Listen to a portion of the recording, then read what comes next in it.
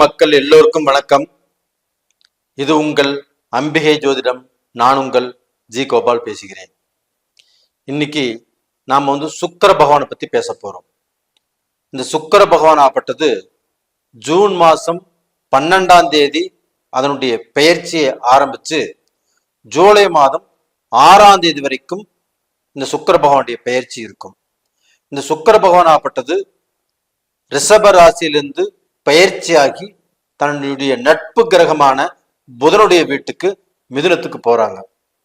அப்படி மிதுனத்துக்கு போகக்கூடிய இந்த சுக்கிர பகவான் ஆப்பட்டது சிம்ம ராசிக்காரங்களுக்கு எந்த விதமான பலனை செய்யவிருக்கிறது அப்படிங்கிறத இந்த வீடியோல பார்க்கிறோம். அதற்கு முன்னாண்ட சிம்ம ராசியில் இருக்கிறவங்க ஆண்கள் பெண்கள் நிறைய பேர் என்னுடைய காணொலியை பார்க்குறீங்க, நிறைய பேர் லைக் பண்றீங்க, நிறைய பேர் சப்ஸ்கிரைப் பண்றீங்க, நிறைய பேர் ஜாதகத்தை அனுப்பிச்சு உங்களுடைய நிறை குறைகளை தீர்த்துக்கிறீங்க. உங்க எல்லாத்துக்குமே என்னுடைய மனமார்ந்த நன்றிகள். அது போக இந்த வீடியோவை பார்த்துட்டு சப்ஸ்கிரைப் பண்ணாம அவசரத்துல போயிடுறீங்க, அவங்களும் சப்ஸ்கிரைப் பண்ணுனா ஒண்ணுமே எங்களுக்கு நல்லா இருக்கும். சரி, இப்போ சிம்ம ராசிக்கு உண்டான சுக்கிர பயிற்சி பலனை பார்ப்போம். அப்ப சிம்ம ராசிக்கு 10ஆம் இடத்து அதிபதியும் 3ஆம் இடத்து அதிபதியுமான சுக்கிர பகவான் ஆப்பட்டது பெயர்ச்சியாகி 11ஆம் இடமான லாபஸ்தானத்துக்கு அந்த சுக்கிர பகவான் வர்றார். அதுவும் புதனுடைய வீட்டுக்கு நட்பு வீட்டுக்கு வந்திருக்கிறார். அப்ப இந்த 11ஆம் இடத்துக்கு வந்த அந்த சுக்கிர பகவானுடைய அனுகிரகம் சிம்ம ராசிக்காரங்களுக்கு மிக பெரிய யோகத்தை கொடுக்க வல்லது. ஏன் சொல்றேன்னா, இப்போ லாஸ்ட் டயத்துல 10ஆம் இடத்தில் இருந்த சுக்கிரனுடைய அனுகிரகம் ஆப்பட்டது அவ்வளவுக்கு சிறப்பான பலன்களை சிம்ம ராசிக்காரங்களுக்கு கொடுக்கல. அப்ப அந்த 11ஆம் இடத்துக்கு வந்த அந்த சுக்கிர பகவான் சுகபோக கிரகம். இப்ப வாழ்க்கையில ஒரு மனிதனாகப்பட்டது நல்ல சந்தோஷமா வாழ்றாங்க, நல்ல செல்வாக்கா வாழ்றாங்க, நல்ல செல்வந்தரா வாழ்றாங்க, ஒரு நல்ல வீடு கட்டி வாழ்றாங்க, நல்ல திருமணம் ஆச்சு, அதுல சந்தோஷமா இருக்கிறாங்க. அப்படின்னா இதுக்கு எல்லாத்துக்குமே காரகன் சுக்கிர பகவான் தான்.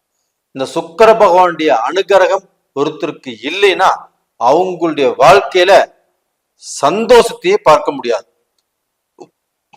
அப்ப அந்த சுக்கிர பகவான் தான் ஒருத்தருடைய ஜாதகத்துல கெட்டு போகாமல் நல்லா இருக்கணும். இது உங்க ஜாதகத்துல தெளிவா பார்த்துக்கோங்க. இப்ப இந்த கோல்சார பலன் பிரகாரம் 11ஆம் இடத்துக்கு வந்திருக்கக்கூடிய சுக்கிர பகவான் சிம்ம ராசிக்காரங்களுக்கு யோகத்தை தான் செய்வாரு.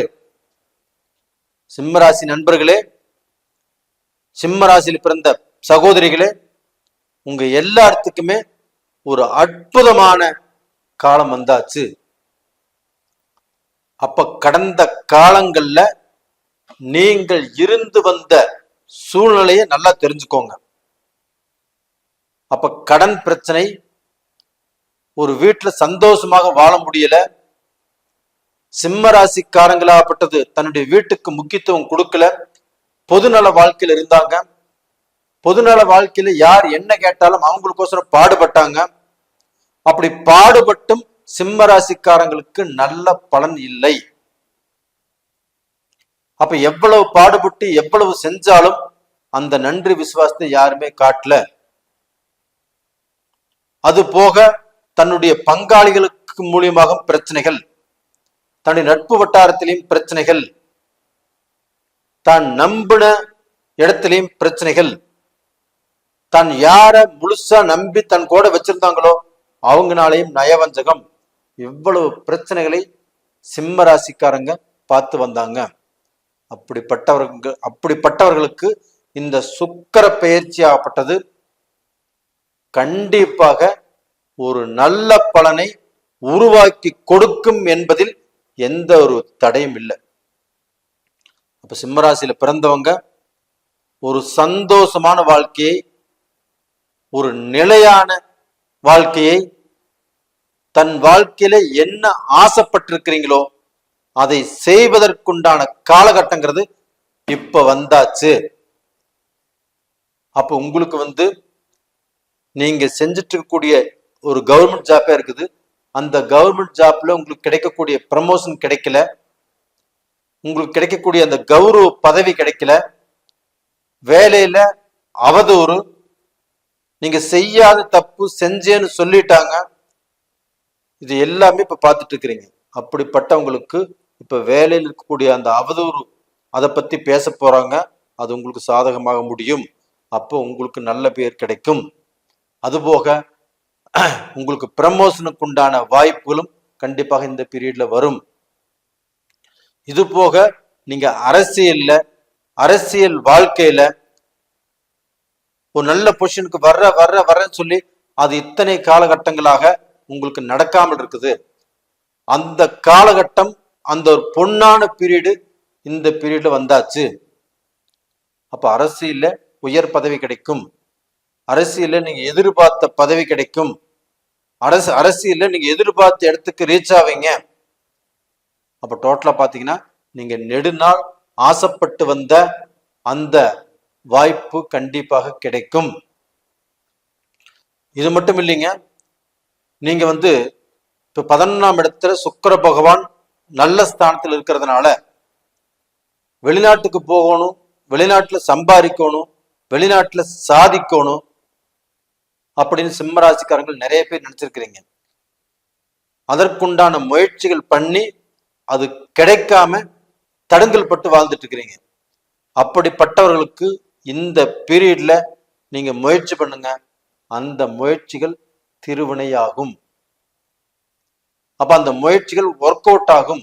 அப்போ உங்களுக்கு நெடுநாள் ஆசைகள் இந்த காலகட்டத்துல நிறைவேறும். அப்ப நீங்க வெளிநாடு போவீங்க, வெளிநாட்டுல சம்பாதிப்பீங்க, வெளிநாட்டுல சாதிப்பீங்க. இதற்கு முன்னாண்ட வெளிநாட்டுல இருக்கிறவங்க இப்போ சிங்கப்பூர்ல இருக்கிறாங்க, கனடால இருக்கிறாங்க, ஆஸ்திரேலியால இருக்கிறாங்க, யூகேல இருக்கிறாங்க. இப்ப இந்த மாதிரி கண்ட்ரில இருக்கிறவங்க எல்லாருமே சிம்மராசியில பிறந்து கஷ்டங்களை தான் பட்டுட்டு இருக்கிறாங்க. அப்ப அந்த கஷ்டங்கள் இப்ப நான் ஒரு நிமிஷத்துல சொல்லிட்டு போயிருவேன். கண்டிப்பாக நீங்க பட்ட கஷ்டம் உங்களுக்கு தான் என்னன்னு தெரியும். அந்த வேதனை, அந்த ரணம், அது அத்தனை கஷ்டத்தையும் மனசுக்குள்ள வச்சுட்டு வெளியில நல்லவங்க மாதிரி நடிச்சுட்டு இருக்கிறீங்க. யாராவது நல்லா இருக்கிறீங்களான்னு கேட்டா நல்லா இருக்கிறீங்கன்னு சொல்றீங்களோ இல்லையோ, ஆனா நீங்க நல்லா இல்லை. அப்படி ஒரு போலியான வாழ்க்கை வாழ்ந்துட்டு இருந்த உங்களுக்கு ஒரு நிஜமான வாழ்க்கை வாழக்கூடிய தருணம் வந்தாச்சு. அப்போ உங்களுடைய பிரச்சனைகளிலிருந்து, உங்களுடைய தொழில் பிரச்சனையிலிருந்து, நீங்க செய்யக்கூடிய பிசினஸ் பிரச்சனையிலிருந்து ரிலீஃப் ஆகி ஒரு நல்ல பொசிஷனுக்கு எல்லா விஷயத்திலுமே நல்லது நடக்க போகுது உங்களுக்கு. அப்ப சிம்மராசிக்காரங்க கண்டிப்பாக இந்த 11ஆம் இடத்திற்கு வந்த சுக்கிர பகவானால உங்க குடும்ப ரீதியாக, உங்களுடைய மனசு ரீதியாக, உங்களுடைய தொழில் ரீதியாக, உங்களுடைய பிசினஸ் ரீதியாக, உங்களுடைய பழக்க வழக்கங்கள் ரீதியாக நீங்கள் அனுபவித்து வந்த கஷ்டத்திலிருந்து மீண்டு ஒரு நல்ல வாழ்க்கை வாழ கடமைப்பட்டிருக்கிறீங்க அப்படின்னு நான் சொல்லிக்கிறேன். இது கண்டிப்பாக நடக்கும். சிம்ம ராசிக்காரங்களே, சிம்ம ராசியில பிறந்த ஆண் பெண் எல்லாத்துக்குமே இது ஒரு சுகபோக வாழ்க்கை. அப்ப உங்களுக்கு 3ஆம் இடத்துக்குரிய அதிபதி 11ஆம் இடத்துல இருக்கிறது.